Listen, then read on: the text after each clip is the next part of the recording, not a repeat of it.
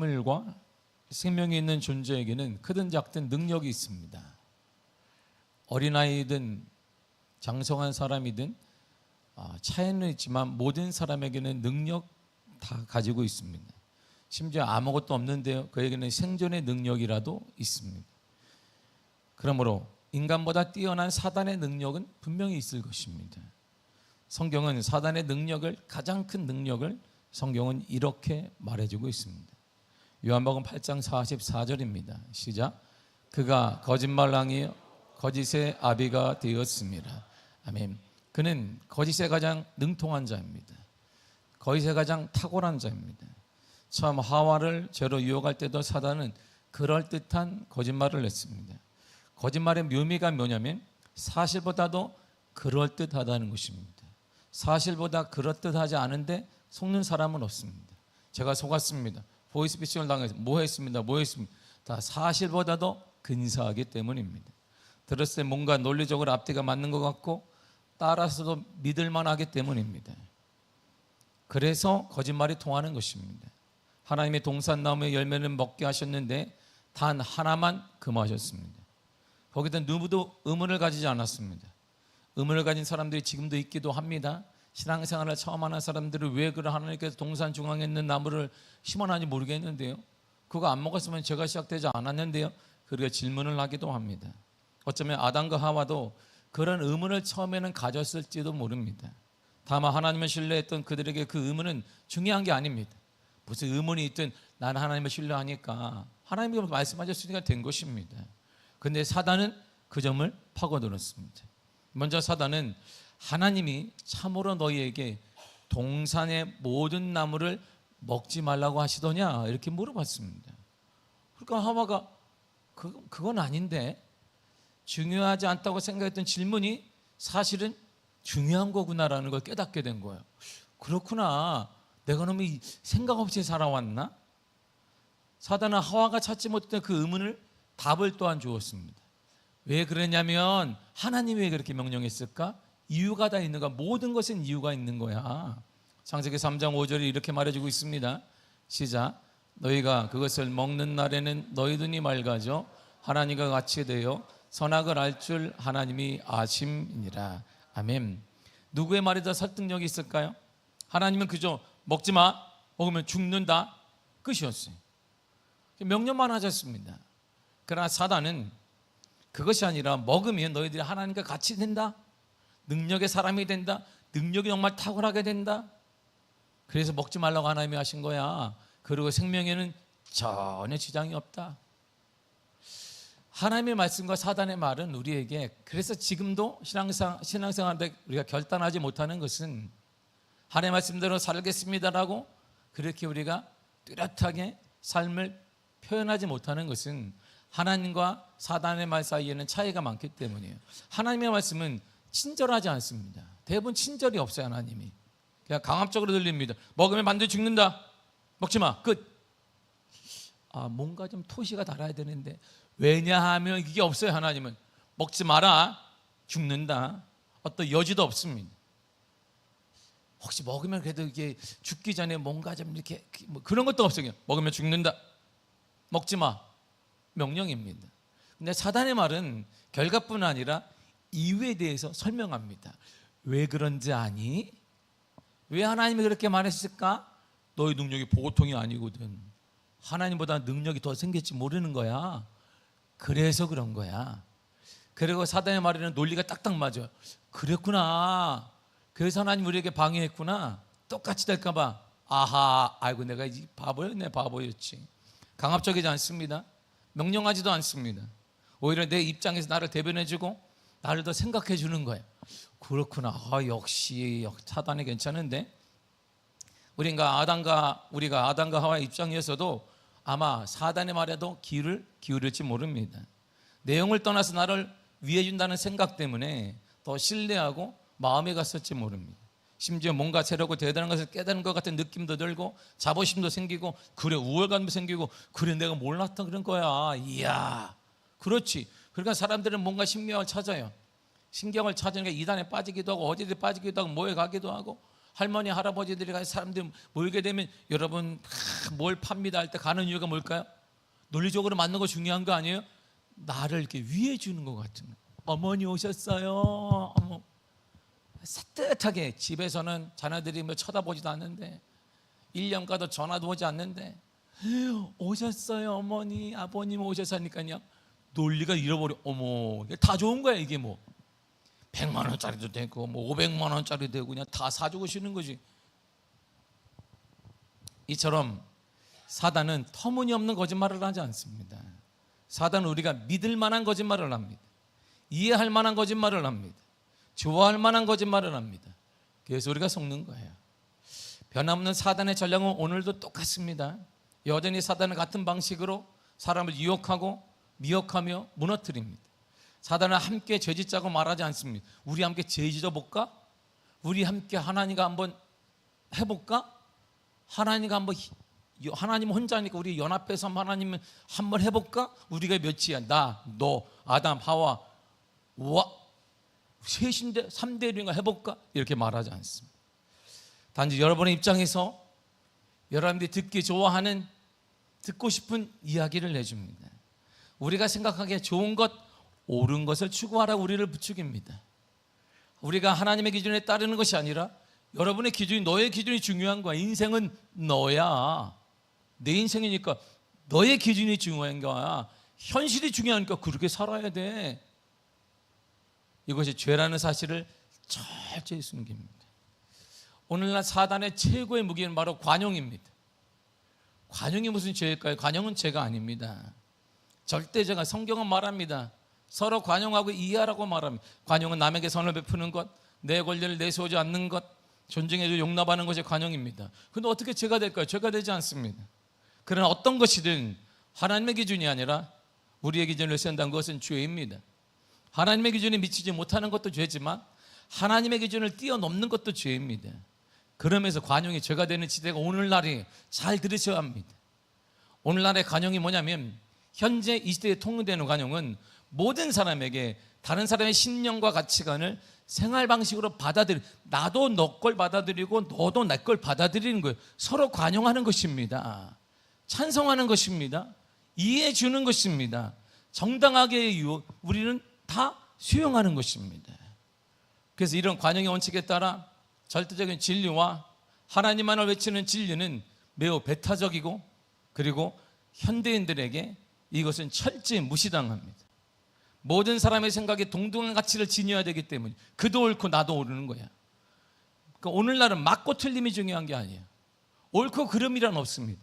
단지 다른 거야. 조금 우리는 다른 거야. 너는 하나님을 통해, 나는 다른 것을 통해. 너는 하나님을 통해 만족을 얻잖아. 나는 다른 것을 통해 만족을 얻어. 얼마나 멋있어요? 어떤 차별이 없습니다. 그래서 차별금지법이 사람들이 모르니까 차별금지법 이렇게 좋은 건데 왜 기독교가 반대하지? 이런 어리석은 생각을 하는 것입니다. 그 내용이 철저히 이단적이며 철저히 비성경적인데 모르고 용어가 너무 멋있잖아요. 차별을 금지한다. 와, 괜찮네. 차별금지법에 너무 좋은데 차별하면 안 되는 거다는 것입니다. 가정생활 남녀 그것도 인정한다. 그 남녀와 동물도 인정해야 된다. 그리고 심지어는 이런 관계가 아니라 물체하고도 차하고도 이런 성적인 게 일어날 수 있다. 다 인정해 줘야 되는데 차별금지법이에요. 차별을 금지한 내 취향이니까. 이렇게만 하면 우리가 화합하며 다 같이 살 수 있을 것 같습니다. 하지만 그것이 사단의 거짓말이에요. 이런 관용의 원칙에 따라 창조론을 말하면 그와 다른 생각을 가진 사람들의 의견을 무시하는 것이 되는 것이고 과학의 원리도 모른다며 광신도라고 말합니다. 동성애를 반대하고 차별금지법을 반대하는 것도 다른 사람의 생각을 무시하는 것이라고 말합니다. 틀린 것이라고 합니다. 그렇게 말하는 사람은 사랑이 없다라고 말합니다. 동등한 인권을 가진 사람을 차별하고 혐오하는 사람이 되는 것입니다. 낙태를 반대하면 여성을 차별하는 사람이 됩니다. 여성을 아이 낳는 도구로 취급한다라는 아주 미개한 사람으로 여기게 됩니다. 관용이라는 이름으로 모든 것을 받아들여야만 돼요. 그렇지 않으면 정상인으로 살 수 없는 시대, 이게 바로 오늘날 시대예요. 그런 가치관이 지배하는 시대에 우리가 살고 있습니다. 이런 가치관은 조금씩 사람들의 마음의 생각에 파고들었고 오늘날 초등학교에 그런 교육이 만연하고 있습니다. 이런 것들이 제도화되고 교육화되고 있어요. 우리가 아무것도 모르는 이 시점 말이에요. 관용은 성경적인 가치관입니다. 근데 그 관용의 기준을 죄까지 관대하게 넓힌 것이 오늘날 사단의 거짓말이에요. 현 시대는 하나님께서 미워하시는 죄를 용납하는 것을 관용이라고 하는 전제하에 수용하고 있습니다. 교묘한 사단의 거짓말이에요. 2000년 전에도 사단의 능력은 대단했습니다. 오늘 베드로전서는 편지를 받은 사람들을 다 이야기해 주면서 이렇게 편지는 누가 받냐면 베드로 사도가 편지를 썼어요. 자, 잘 들어라 초대교회 성도들, 예루살렘에 있는 사람들에게 쓴 게 아닙니다. 도망자들에게 썼어요. 뭐라고 썼냐면 사도 바울이 베드로가 1장 1절에 이렇게 썼습니다. 다 같이 읽겠습니다. 시작. 예수 그리스도의 사도 베드로는 본도, 갈라디아, 갑바도기아, 아시아와 비두니아에 흩어진 나그네에게 편지 썼어요. 편지를 받는 수신인들은 그들이 사는 지역에서 나그네, 낯선 사람들이었습니다. 이들은 거처할 것이 없어 떠돌아다니는 사람들입니다. 오늘날 정확한 표현으로 말하면 이들은 난민입니다. 그들이 머무는 지역 사람들로부터 받아들여지지 못한 사람들, 즉 이방인들입니다. 특별히 본문은 네로 황제 시절을 배경으로 하고 있는데 네로 황제가 다스리는 로마는 불안정했습니다. 불안정해서 왕권이 확립하지 않았는데 로마에 대화자가 났습니다. 황제에 대한 지지도가 계속 나락으로 떨어졌습니다. 이 문제를 네로 황제가 해결하기 위해서 타결책을 딱 찾은 것이 그리스도인이 그랬다. 그리스도인을 타겟으로 삼았습니다. 그래서 그들을 잡아 불태우기 시작한 거예요. 온 거리마다 밤에도 불을 밝혔는데 가로등이 아니라 그리스도인을 하나씩 태운 것입니다. 불을 다 밝혀놨어요. 로마인들은 로마의 신들에게 절하지 않는 것, 군대에 복무하지 않는 그리스도인들을 의심스러운 눈으로 보았습니다. 기회가 있을 때면 그들은 분노를 그리스도인에게 쏟기 시작했어요. 모든 게 저 사람들 때문이야. 우리가 전쟁에 지면 그들이 참여하지 않았기 때문이야. 문제가 생기면 그들이 동참하지 않았기 때문, 문제가 있어서 우리의 신들에게 절하지 않았기 때문이야. 그래서 틈만 나면 그들을 잡았습니다. 그러니 어떻게 해서 초대교회 성도들이 다 흩어질 수밖에 없어요. 나그네처럼 다 도망갔어. 자기 하나 죽으면 됐지만 이 신앙이 내가 죽으면 단절되는 거니까, 우리 자녀들과 다음 세대에 전달해야 되니까 이들은 신앙 때문에 도망쳤어요. 그래 나그네예요.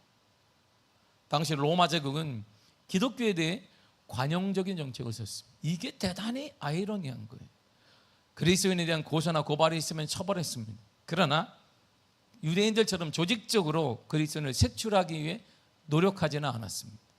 그렇다면 당연히 내가 관용의 정책을 쓰니까 너희들도 관용에 따라 받아들여야 되는데, 소위 자신들이 말하는 예수 그리스도의 믿음만을 고집하고 있는 거예요. 이들이 생명을 다해 그럴 수 없다는 것이, 당시 일반적인 로마인들과 초대교인들과 함께 사는 지역의 사람들의 생각이 달랐던 것입니다. 그러니까 이들이 계속 피해 다닐 수밖에 없어요. 흩어졌습니다. 이처럼 로마인들의 박해는 거짓된 관용에서 비롯된 것입니다. 더구나 유대인들은 예수 그리스도에 대한 이단 사상과 신성모독으로 죽은 예수를 구원자로 믿고 따르는 자들에 대한 박해가 정당화됐습니다.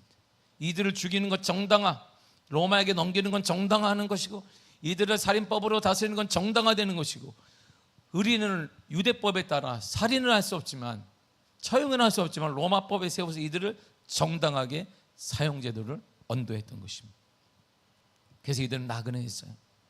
거쳐둘 것이 없고 정부 칠 것이 없는 나그네했습니다. 고향에서 쫓겨나고 직업도 잃고 교육받을 정당한 기회도 박탈당하고 인권도 농락당하는 나그네 외톨이가 바로 초대교회 성도들이고, 이들에게 사도 베드로가 편지를 쓴 것입니다. 그럼에도 이들은 자신들의 신앙을 지켰습니다. 그런데 이들이 맞은 현실은 전혀 달랐어요. 본문의 12절을 읽겠습니다. 시작. 사랑하는 자들아, 너희를 연단하려고 오는 불시험을 이상한 일 당하는 것 같이 이상히 여기지 말고. 아멘. 불시험이 찾아왔습니다. 불시험은 시험을 말하는데 영어는 테스트입니다. 불시험은 문자적으로 이런 말이에요. 너희 중에 타고 있는 불, 이게 왔다는 거예요. 그러니까 불이 지금 타고 있는 거. 누가? 우리 중에 지금 불이 타고 있어요. 자, 우리가 지금 모여 있습니다. 식구들이 모였는데 거기에 불이 막 타고 있는 거예요. 거기 이런 거야. 그런데 이상한 거 아니야, 이러는 거 베드로가. 아니, 지금 우리 집에 불이 타고 있어. 우리 집에 내 자녀들과 내가 지금 불에 옷이 닿아서 불이 타고 있는데 베드로가 말하기를 이상한 거 아니야. 당연한 거야. 이상한 거 전혀 아니야. 고통스럽게 소돔과 소돔성이 불로 심판받는 것 같은 그 불이 떨어지는데 바벨론 성이 멸망시킨 불이 떨어지고 있습니다. 그래서 순수한 금을 얻기 위해 재련하는 불이 그를 연단하고 불로 계속 뜨거운 불이 임하는데 얼마나 뜨겁겠어요. 나도 뜨거운데 사랑하는 자녀들, 내 사랑하는 남편과 아내가 막 불에 같이 타고 있는데 더욱 충격적인 말은 베드로가 이런 불시험을 바라보며 사랑하는 성도들이여 이상한 일이 아닙니다 그러는 거예요. 그거는 이상한 일이 아니다. 당연한 것이다. 이렇게 얘기를 하는 거예요. 하나님께서 허락하신 것이라는 거야. 갑바도기아에 가면 두 개의 큰 상징물이 있습니다. 데른교회가 갑바도기아, 오늘 사도 베드로 썼던 거기에 있어요. 그리고 바로 옆에 비시디안 안디옥이 있습니다. 그리고 바로 옆에 괴렘의 동굴교회가 있어요. 지금 그 성도에게 쓴 거예요. 오늘 이 본문이 갑바도기의 데린쿠리에 살고 있는 그 성도들에게 썼던 것입니다. 그림을 한번 보세요. 저게 데린쿠리인데요, 겉이 저렇게 관광지지만 2000년 전에도 거기는 아무도 몰랐어요. 지하에 그냥 평범한 시골 동네예요. 그냥 보세요. 누가 저기 지하교회에 있는지 알겠어요? 아무도 몰라요. 근데 거기에 그리스도인들이 쫓기고 왔어요. 그리고 동굴을 파기 시작했는데 저게 지하 조감돔, 지하 20층까지 파놨습니다. 거기엔 2만 명에 3만 명까지 그들이 거했는데 더 놀라운 것은 그게 하나가 아니라는 거예요. 지역에 데린이란 지역의 쿠유가 바로 우물이에요. 우물을 파지 계속 파는데 그게 옆으로 저런 게 또 옆에 있고 또 옆에 있는 거예요. 계속. 그러니까 도대체 몇 명이 산 거야? 그 성도에게 지금 베드로가 편지를 보내고 있는, 편지를 보세요. 들어가는 입구가 되게 넓은 걸 찍었는데 되게 좁아요. 그나마 저거는 관광객이 들어가라고 좀 넓혀놓은 거예요. 제가 키가 큰 걸 저기 가서 알았어요. 머리에 다 이렇게 동굴이, 그리고 우물을 저 끝까지 파놨습니다. 그거 제가 싫지 않았지만 그럼 한기는 어떻게 하는데요? 제가 지하 8층까지 가봤더니 작은 빛이 하나 있어요. 환기구를 하나 파놨어요. 다음 보시면요, 저게 무덤이에요. 한꺼번에 모아놔요. 계속. 그래서 썩게 한 다음에 그걸 다시 추려서 그들이 보관하고 아니면 밖으로 한 번에 나가는 것이에요. 다음 보시면 무덤 옆에 바로 지하 7층에 있는 예배당이 나옵니다. 그 예배당이 십자가로 되어 있어요. 데린교회가 이렇게 가장 높아요. 그나마 예배드리기 위해서 예배의 본당이 십자가로 되어 있어요. 이렇게 거기서 그들은 예배를 드렸어요. 지하 7층에서 목숨을 걸고 예배를 드렸습니다. 그 성도들에게 베드로가 편지를 한 거예요. 불시험 왔다, 자녀 잃었지, 타고 있지, 얼마나 뜨거워. 근데 그 이상한 거 아니야. 아니 그러면 도대체 뭐가 이상한 건데? 그리고 옆에 보면 바로 갑바도기아의 또 다른 지역에 괴렘의 동굴교회가 있어요. 저게 사막에 있는데요, 대형 버스가 못 들어가요. 조금 지프차를 타고 들어가야 되는데 뭐 간 거 멋있습니다.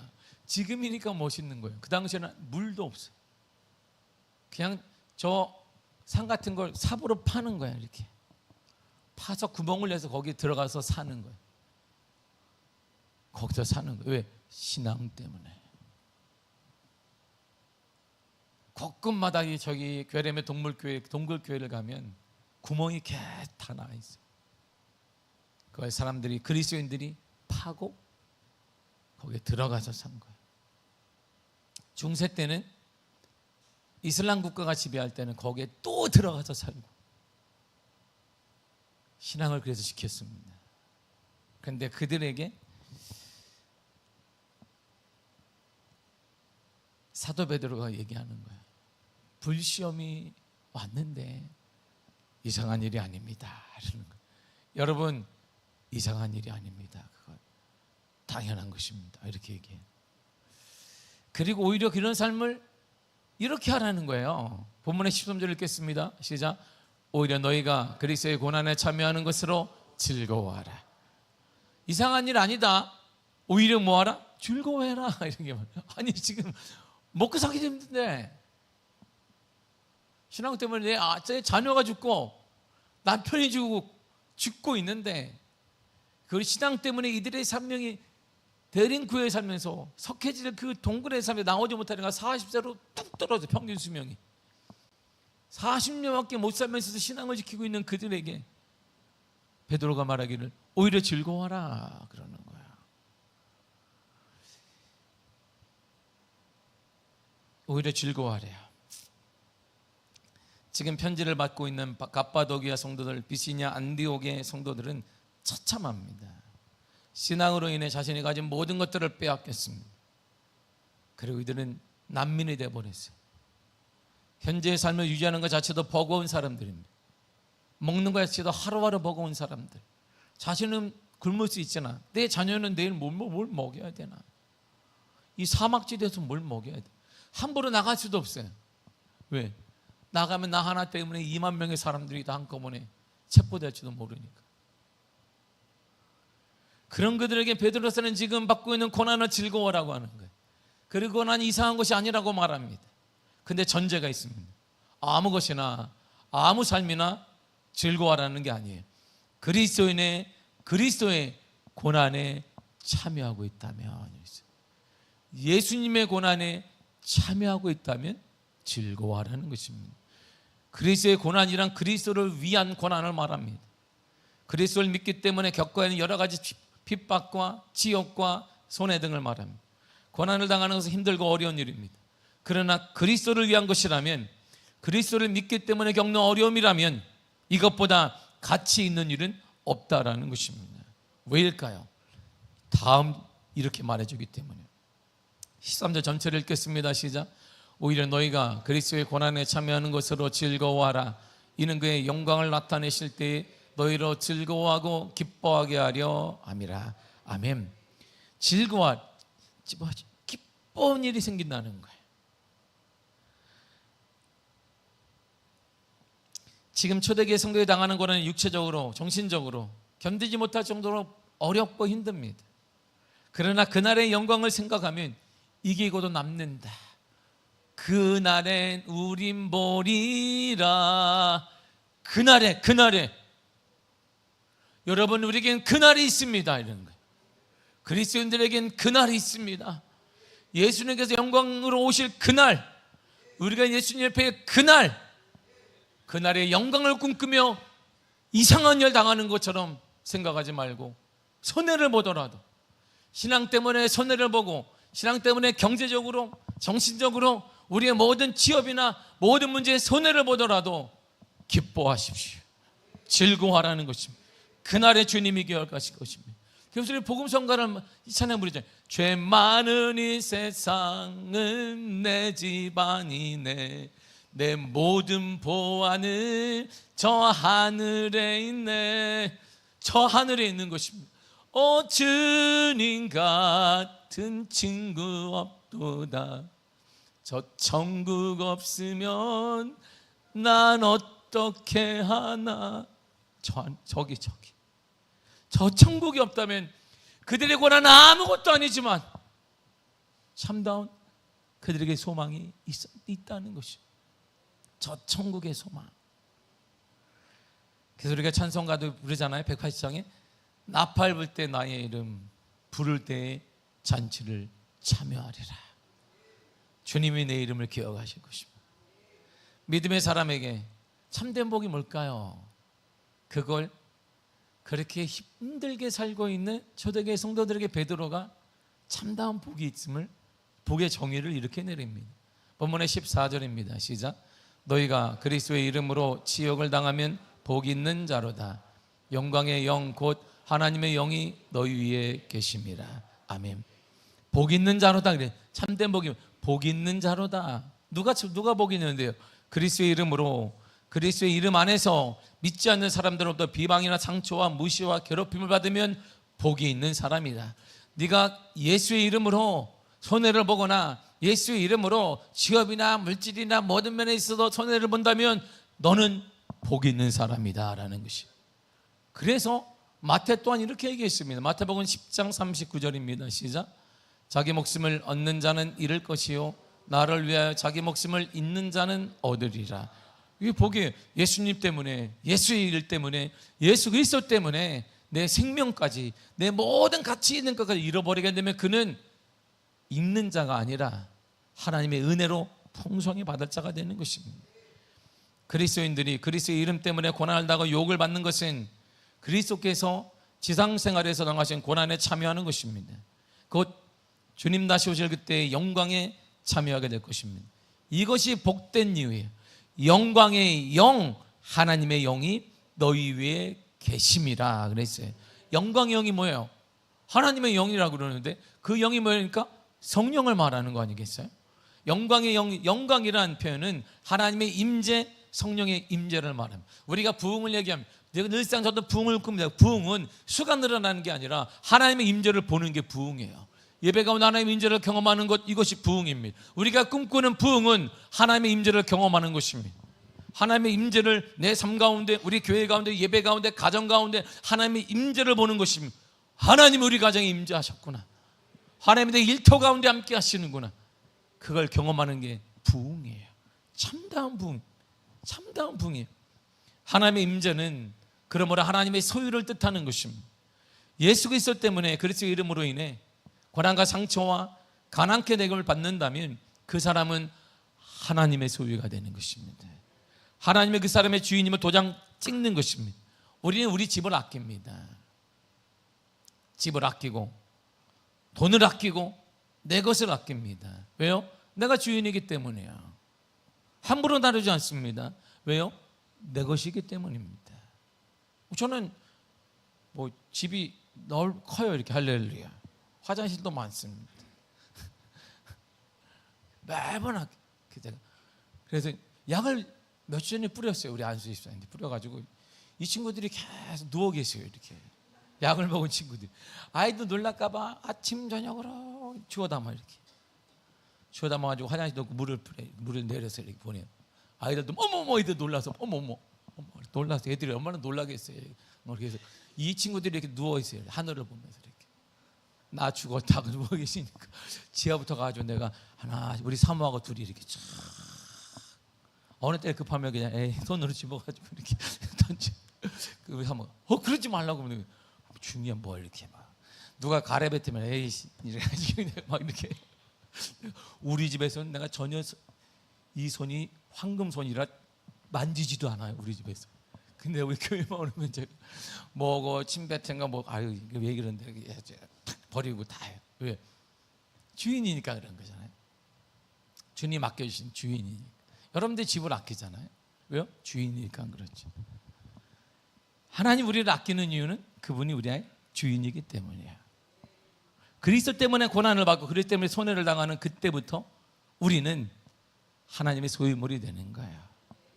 그래서 이렇게 말하면 베드로 사도가 2장 9절에 이렇게 말합니다. 시작. 너희는 그의 소유가 된 백성이니 이는 너희를 어두운 데서 불러내어 그의 기이한 빛에 들어가게 하신 이의 아름다운 덕을 선포하게 하려 하심이라. 아멘. 소유된, 이런 헬라어가 그다음에 페리포이에신인데 특별한 대가를 치르고 획득한 것, 이게 소유예요.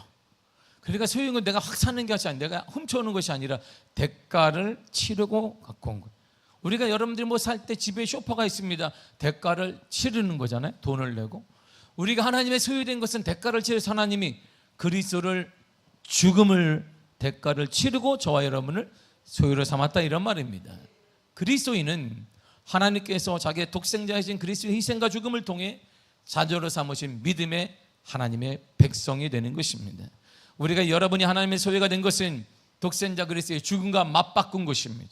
그러면 여러분들의 삶, 여러분의 그 어려움, 때로는 주님과의 겪게 되는 갈등의 모든 문제는 선한 방법으로 하나님이 풀어주실 것이고 인도해 주실 것입니다.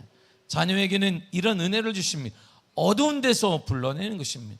어두운 우리가 죽음의 가지 현실, 사막에서 인도내고 빛으로 인도하십니다. 여러분의 불통에서 형통으로 인도하시며, 여러분의 질병 가운데 치유로 인도하시며, 여러분의 모든 문제 가운데 하나님의 해결로 인도해 주신다, 이런 말입니다.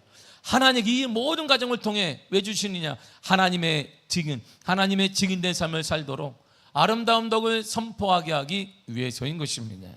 우리의 살리신 하나님을 세상에 전하기 위한 것입니다. 그러므로 여러분들을 나를 보고 세상 사람들은 살아계신 하나님을 알게 될 것입니다.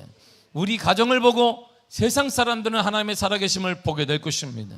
우리 교회를 보고 세상 사람들은 하나님의 살아계심을 보게 될 것이고, 여러분들의 일터와 여러분들의 삶을 통해 하나님의 살아계심을 세상 사람들은 알게 될 것입니다.